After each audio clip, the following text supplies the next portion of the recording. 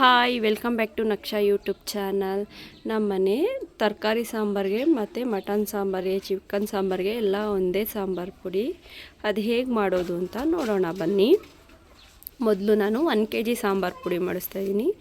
1 kgಗೆ ಧನಿಯಾ ತೊಗೊಂಡಿದ್ದೀನಿ, 1 kg ಧನಿಯಾ, ಅರ್ಧ kg ಬ್ಯಾಡಗೆ ಮೆಣಸಿನ್ಕಾಯಿ ತೊಗೊಂಡಿದ್ದೀನಿ,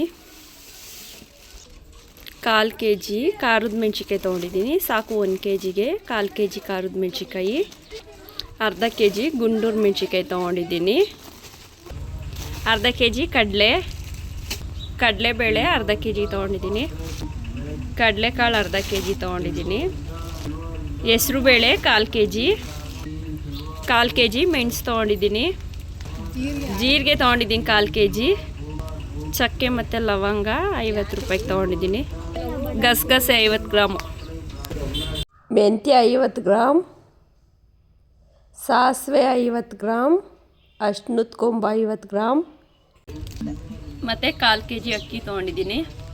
ಈಗ ಧನಿಯಾ ಮೆಣಸಿನ್ಕಾಯಿ ಎಲ್ಲ ಒಣಗಾಕ್ತೀನಿ. ನೋಡಿ ಈ ಥರ ಮೆಣಸಿನ್ಕಾಯಿ ಮತ್ತು ಧನಿಯಾ ಎಲ್ಲ ಒಣಗಾಕಿದ್ದೀನಿ. ಒಣಗಬೇಕು, ಒಣಗಿದಷ್ಟು ಪುಡಿ ಚೆನ್ನಾಗಾಗುತ್ತೆ, ಹುಳ ಆಗಲ್ಲ ಪುಡಿ. ಮೆಣಸಿನ್ಕಾಯಿ ಎಲ್ಲ ಮೆತ್ತಗಿದೆ ನೋಡಿ, ಎಷ್ಟು ಮೆತ್ತಗಿದೆ ಅಂತ, ಮುರಿಯೋದೇ ಇಲ್ಲ. ಈಗ ಹಾಕಿದ್ದೀನಿ, ಒಣಗಲಿ. ಮೆತ್ತಗಿತ್ತು, ಈಗ ನೋಡಿ ಎಷ್ಟು ಪುಡಿ ಪುಡಿ, ಈ ಥರ ಪುಡಿ ಪುಡಿ ಆಗಬೇಕು.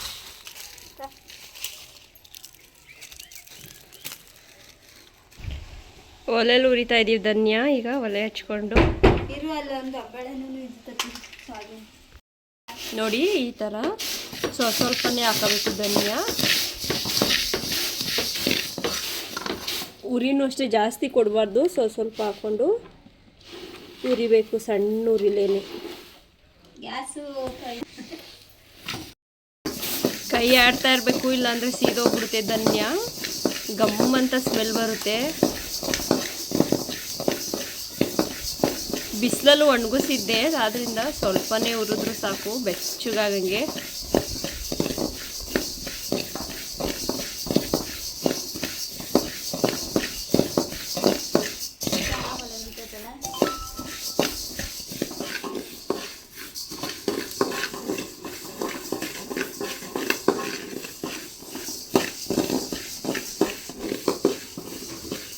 ಒಲೆ ಅಲ್ವಾ, ಸ್ವಲ್ಪ ಬಿಟ್ರೂ ಸೀದೋಗ್ಬಿಡುತ್ತೆ. ನೋಡಿ ಈಗ ಆಗಿದೆ, ಇದು ಎತ್ತಿ ಉಯ್ಕೋತೀನಿ. ಇದೇ ಥರ ಎಲ್ಲ ಧನಿಯಾನು ಈ ಥರ ಉಟ್ಕೋತೀನಿ, ಬೆಚ್ಚಗಾದರೆ ಸಾಕು. ಬಿಸಿಲಲ್ಲಿ ಒಣಗಿಸಿದ್ನಲ್ಲ, ಧನಿಯಾ ಎಲ್ಲ ಹುರ್ಕೊಂಡಿದ್ದಾಯಿತು. ಈಗ ಕಡಲೆಕಾಳು ಹಾಕ್ತಾಯಿದ್ದೀನಿ, ಅರ್ಧ kg ಕಡಲೆಕಾಳು,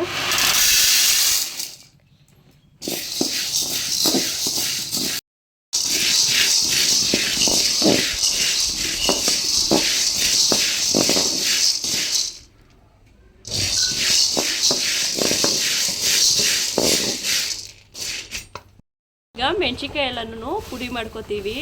ಮೆಣಸಿನ್ಕಾಯಿ ಏನು ಉರಿಯಲ್ಲ, ಹಂಗೇ ಪುಡಿ ಮಾಡ್ಕೊಳ್ಳೋದು. ನೋಡಿ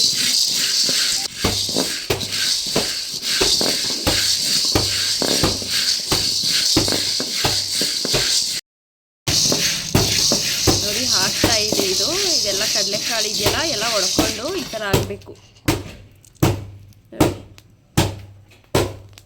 ಕಡಲೆ ಥರ ಇರುತ್ತೆ ತಿನ್ನೋದಕ್ಕಿದು.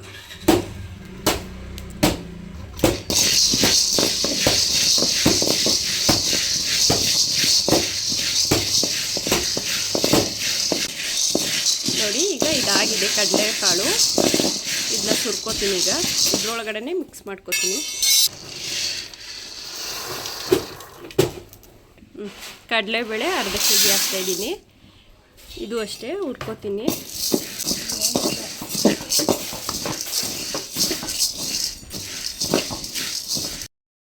ಕಡಲೆಕಾಳು ಕೆಂಪು ಕಲರ್ ಆಗಬೇಕು, ಅಲ್ಲಿವರೆಗೂ ಹುರಿತೀನಿ. ನೋಡಿ ಈಗ ಇದಾಗಿದೆ, ಇದನ್ನ ಎತ್ತಿ ಹುಯ್ಕೋತೀನಿ. ಧನಿಯಾ, ಕಡಲೆಕಾಳು, ಕಡಲೆಬೇಳೆ ಆಗಿದೆ. ಈಗ ಹೆಸರು ಬೇಳೆ ಹಾಕೋತೀನಿ, 1/4 kg ಇದು ಅಷ್ಟೇ ಸ್ವಲ್ಪ ಕೆಂಪುಗಾಗಬೇಕು ನೋಡಿ, ಈ ಥರ ಆಗಬೇಕು. ಇದಾಗಿದೆ. ಈಗ ಇದನ್ನ ಹುಯ್ಕೊತೀನಿ.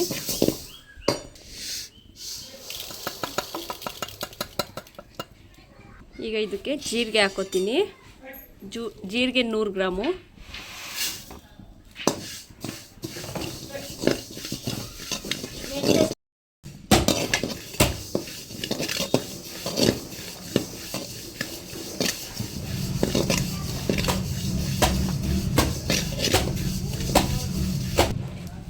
ನೋಡಿ, ಈಗ ಇದಾಗಿದೆ. ಚಟಪಟ ಅಂತ ಸೌಂಡ್ ಬಂದರೆ ಆಗಿದೆ ಅಂತ. ಈಗ ಎತ್ತಿ ಹುಯ್ಕೋತೀನಿ ಇದನ್ನ.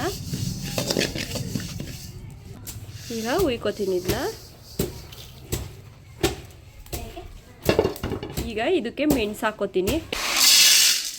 ಮೆಣಸು 150 ಗ್ರಾಮ್ ಮೆಣಸು ತೊಗೊಂಡಿದ್ದೀನಿ. ಈಗ ಇದಾಗಿದೆ, ಎತ್ತು ಹುಯ್ಕೋತೀನಿ. ಇದಕ್ಕೆ ಮೆಂತ್ಯ ಹಾಕೋತೀನಿ. ಮೆಂತ್ಯ ಒಂದು 50 ಗ್ರಾಮ್ ಮೆಂತ್ಯ ಹಾಕಿದ್ದೀನಿ. ಇದು ಸ್ವಲ್ಪ ಕೆಂಪು ಕಲರ್ ಬರಬೇಕು, ಅಲ್ಲಿವರೆಗೂ ಹುರ್ಕೋತೀನಿ.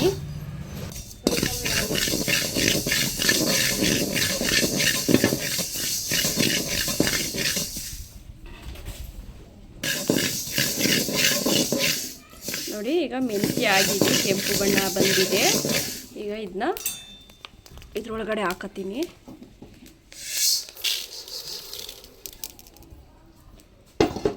ಈಗ ಇದಕ್ಕೆ ಗಸಗಸೆ ಹಾಕೋತೀನಿ 50 ಗ್ರಾಮು.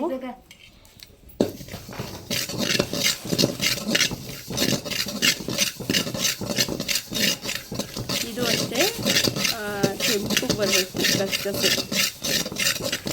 ನೋಡಿ, ಗಸಗಸೆ ಈ ಥರ ಚಟಪಟ ಅಂತ ಸೌಂಡ್ ಬರ್ತಾ ಇದೆ. ಈಗ ಆಗಿದೆ ಅಂತ ಇದು. ನೋಡಿ, ಇದಾಗಿದೆ. ಈಗ ಸುರ್ಕೋತೀನಿ. ಈಗ 50 ಗ್ರಾಮಷ್ಟು ಸಾಸಿವೆ ಹಾಕೋತಾ ಇದ್ದೀನಿ. ಇದು ಅಷ್ಟೇ ಸ್ವಲ್ಪ ಪಟಪಟ ಅಂತ ಸೌಂಡ್ ಬರುತ್ತೆ, ಚಟಪಟ ಅಂತ. ಅಲ್ಲಿವರೆಗೂ ಉಟ್ಕೋಬೇಕು.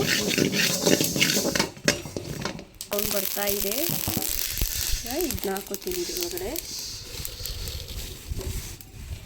50 ಗ್ರಾಮು ಅರ್ಶಿನದ ಕೊಂಬು ತೊಗೊಂಡಿದ್ದೀನಿ. ಇದು ಸ್ವಲ್ಪ ಬಿಸಿ ಮಾಡಿ ಚೆನ್ನಾಗಿ ಪುಡಿ ಮಾಡ್ಕೋಬೇಕು. ಇದನ್ನ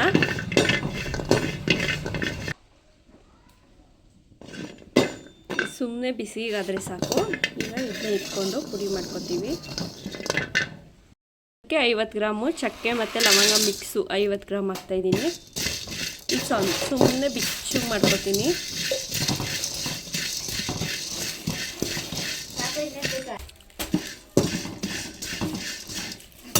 ಇದು ಬೆಚ್ಚಗಾಗಿದೆ. ಈಗ ಇದನ್ನ ಹಾಕೋತೀನಿ. ಈಗ ಇದಕ್ಕೆ ಕಡಲೆ ಹಾಕೋತೀನಿ. ಹುರ್ಗಡ್ಲೆ 1/2 kg. ಇದು ಅಷ್ಟೇ ಸುಮ್ಮನೆ ಬೆಚ್ಚಗೆ ಮಾಡ್ಕೋತೀನಿ ಕಡಲೆನ.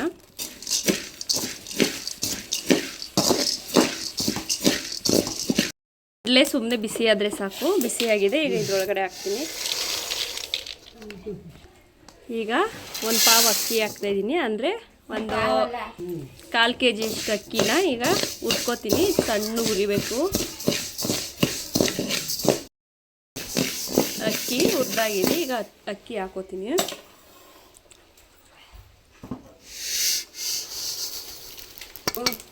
ನೋಡಿ, ಈ ಥರ ಒಂದು ಚೀಲಕ್ಕೆ ಹಾಕ್ಕೊಂಡು ಮೆಣಸಿನ್ಕಾಯಿ ಪುಡಿ ಮಾಡ್ಕೋಬೇಕು. ಈಗ ಪುಡಿಯಾಗಿದೆ. ಇದನ್ನು ಇದ್ರೊಳಗಡೆ ಹಾಕ್ಕೊಂಡು ಎಲ್ಲನೂ ಮಿಕ್ಸ್ ಮಾಡ್ಕೋತೀವಿ.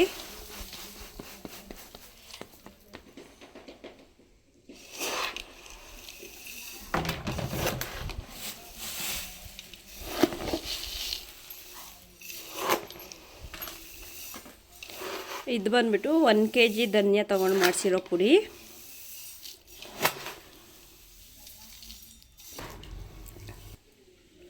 ನೋಡಿ, ಈಗ ಇದು ಚೆನ್ನಾಗಿ ಮಿಕ್ಸ್ ಆಗಿದೆ. ಈಗ ಇದನ್ನ ಫುಲ್ಲು ಸಣ್ಣಗೆ ಮಿಲ್ ಮಾಡಿಸ್ಬೇಕು. ಇದಕ್ಕೆ ಕರ್ಬೇವಿನ ಸೊಪ್ಪೆಲ್ಲ ಹಾಕಲ್ಲ ನಾವು, ಇಷ್ಟೇ. ಇದು ಸಾಂಬಾರು